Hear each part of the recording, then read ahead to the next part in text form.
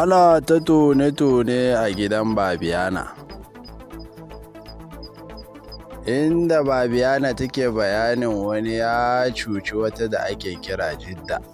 Daga taimako wannan bawan Allah ya gudu da kudin Jidda. Sai kuma labarinmu na gaba. Babiana ta ba Aminu Jetan warning mai kyau take faɗa. Yau na ɗaukar muku labarin Jidda, wato nurse ɗin da take aiki a wani asibitin kuɗi a nan Maraba a Abuja. Kar ku manta, kaman ko da yaushe, mu ci gaba da roƙonku ku danna mana subscribe kuma ku yi liking bidiyon kuma ku yi sharing. Jidda dai ta kasance nurse ce, tana aiki kuma Jidda mutum ce mai tausayi. An kwantar da wani ɗaya daga cikin abokin manyan tiktokers ɗinmu na arewa a asibiti wanda suka biya kuɗi kafin a sallame su, amma kuma ba su biya 33,000 ba. To duba da yadda suka kira sunan tiktoker ɗin, taga ta san shi, taga yana aikin alkhairi, sai take ce musu to ita za ta tsaya musu a garin to a sallame shi a asibiti, in ya so daga baya sai su tura kuɗin.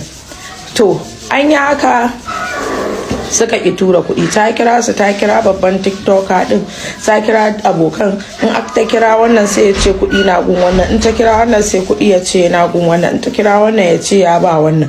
To maganar da ake ciki dai Jidda aikinsa yana girgiza.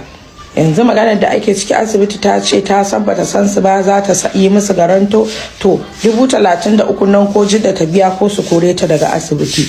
To Jidda ta kawo kukanta, ta daɗe tana bi na ƙin ɗauki kes ɗinnan saboda ni ba na ɗaukan kes sai har na ya yarda da ingancin kes ɗinnan. To maganar da ake ciki, Jidda ta tura min da evidence ɗinta da komai kan cewa an yi haka. To yanzu aikin Jidda yana rawa, dan magana da nake muku yanzu an kori Jidda daga asibiti, an ce sai ta biya wannan 33,000. To dan Allah dan annabi, kai da nake yi da kai ba tonan asiri ba, ba wani abu ba, gama aka zo aka gaya muku gaskiya, ku ba ku tsoron Allah sai tsoron mutanen TikTok. Ka taimaka ka ba wa Jidda haƙƙinta, ka taimaka ka ba wa Jidda haƙƙinta, kar a kore ta a asibitin nan da take aiki, dan ta ce ita ba ta da wani hanya na neman kuɗi in ba wannan ba. Duba da yadda ake shan wahala a Najeriya nan, mutum ya maka alheri ya tsaya maka, amma kai ka tona mai asiri kai masa sharri. Gaskiya ku daina irin wannan abubuwan da kuke, sai an yi magana ku ce ana tona muku asiri. To in ba ana yi muku haka ba, ta ya za a yi ku rinka yin abin da ake so? Ba ku yi. Malamai sun muku wa'azi, ba za ku ji ba. Mutanen gari sun gaya muku gaskiya, ba za ku ji ba. Kawai tsoro kuke ka a zo a nashara ku, kuna harkar fake life ɗin a TikTok, a nashara ku ku ji kunya. Iya abin da kuke ganewa kenan. To a taimaka a ba Jidda haƙƙinta, shine kawai magana. Saboda mu ba ma son a rika cutan ƴaƴaye mata, ko ƴaƴaye mazan ma suka kawo mana ƙorafi muna karɓa. Yawwa, ku taimaka ku biya Jidda haƙƙinta, shine kawai maganar da ake ciki. An kori Jidda daga asibiti. Jidda tana neman haƙƙinta 33,000, ba wata tsiya ba. Ai maka alheri, yanzu da an rike ka a asibitin har rana mai kamar ta yau aka ce sai ka biya kuɗin zaka bar asibitin, zaka ji daɗi? Wallahi ku daina zalunci a rayuwarku. Ku duk sharrin ku da masifa sai dai ku ɗebo akan wanda ya taimake ku. Allah dai ya kyauta. A taimaka a biya. Aminu zai Townboy, shawara ce nake aika maka. Ni ba 'yar wasan Hausa ba ce, kuma babu dan kutumar durin wadda nake tsoro wallahi a kaf TikTok, sai dai mutuncin mutum ya sa in barsa, ba dan ina tsoron wani dan cin durin ba. Yadda kake tunanin dan hau ne kai mai kata, baka da kunya, haka nake nima ba ni da kunya, nake ganin gabana.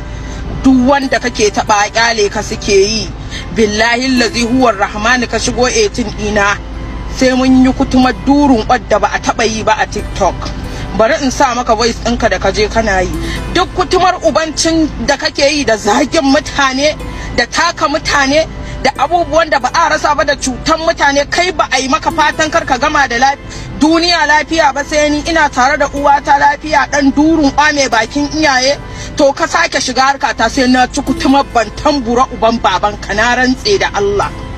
Amma ina da yakinin mutanen TikTok matan nan ne ai suna shakka da, kana ji na? Dan ne ba na harkar mace wai kamar dan daudu wacce ta kira ka ci kaza, ko ba